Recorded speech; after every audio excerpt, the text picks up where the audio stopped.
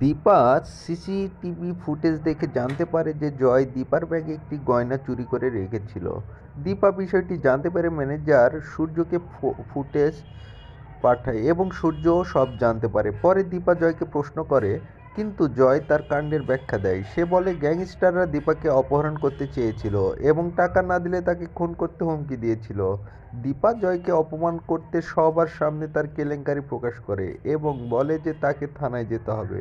এই সময় চারু সূর্যকে বিয়ে করার প্রস্তাব দেয়, কিন্তু সূর্য কোনো উত্তর দেয় না। দীপা সূর্যকে ফোন করে তার সমর্থনের জন্য ধন্যবাদ জানায় এবং বলে সে চোরের তকমা নিয়ে সমাজে চলতে পারবে না। পরে সাক্ষ্যদেব বাবু দীপাকে বলেন যে সে তার বিশ্বাসঘাতকতার কারণে কষ্ট পাচ্ছে এবং তাকে সাহসী হয়ে সামনে এগোতে হবে। দীপা তার সিদ্ধান্ত দৃঢ় থাকে, জানিয়ে দেয় তার কাছে আর কোনো সম্পর্ক নেই, তার সামনে শুধু একটাই লক্ষ্য যা সে অর্জন করতে চায়।